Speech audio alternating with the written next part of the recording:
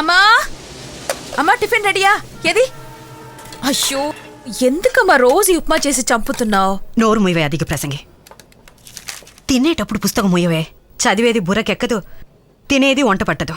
వద్దు కూర్చోవే దరిద్రప్తానా. చీటికి మాటికి తిట్టావంటే సాయంత్రం ఇంటికి రాను. పోయి రైలు కింద పడి చావుకు. అందరికీ ఇబ్బంది.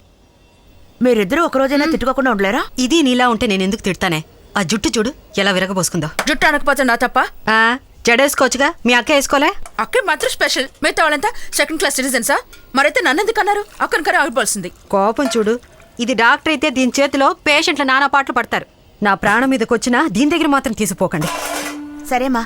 ఏంటి సరేమా? చాలు వెళదారా. వస్తావమ్మా? ఆగవే. ఏంటి? చేయి జాపు.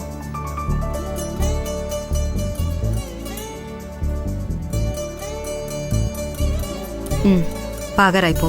రైలు కింద పడమన్నావుగా? రాక్షసి పడద్దని కదా చెప్పింది. ఏమిటి బావగారు? శాంతికి పరీక్షలు కదా అందుకని. ఓహో అదా. శాంతి వస్తున్నానక్క. తప్పుకో ఇటేపు. విషు 5, 6, 7, 8, 9, 10, 11 times. Thank you. పర్వాలేదు. తాతయ్య షేవ్ చేసుకో తాతయ్య, నాకు గుచ్చుకుంటోంది. గుచ్చుకుంటుంది. రై కమ్ హియర్. బాయ్. నిన్ను పెంచి పెద్ద చేసి చదివించినందుకు ఏంట్రా నువ్వు చేసే పని? ఏం చేశాను? నీ కొడుకు ఇవాళ ఏం చేశాడో తెలుసా?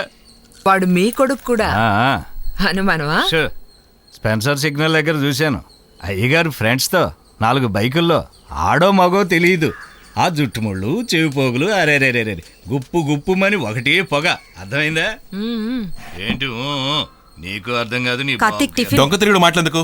అమ్మా నేను సిగరెట్ తాగడం నాన్న చూశారు. మామూలు సిగరెట్ కాదే, ఎంగిలి సిగరెట్.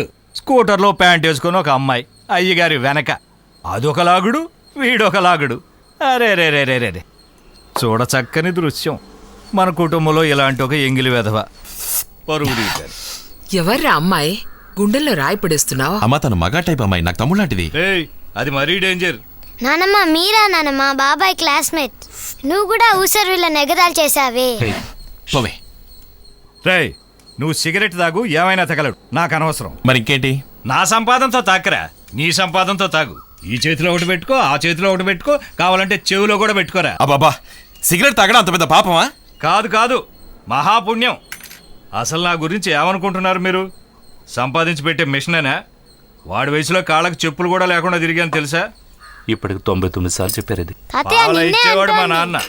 తిన్నగా భీమ విలాస్కి వెళ్ళటం, ఒక దోశ ఒక కాఫీ, నడిచెళ్ళేవాడిని కాలేజీకి. ఈ రోజుల్లో అడుక్కునేవాడు కూడా పావలా ఇస్తే తిరిగి మొహాన కొడుతున్నాడు. ఇప్పుడు ఏమిటి ప్రాబ్లం? మీరు కష్టపడి పైకొచ్చారంటారు అంతే కదా? ఓకే ఒప్పుకుంటాం, కాళ్ళ మీద సాష్టాంగం పడతాం. అందుకని మేమందరం చెప్పు లేకుండా నడవాలా? కార్తీక్ ఎదిరించి మాట్లాడుకో. సరేనే పనికిరాని వాడినే యూస్లెస్ నే. దానికి ఎందుకు ఈ సూటుపడి మాటలు దెప్పొడుపులు?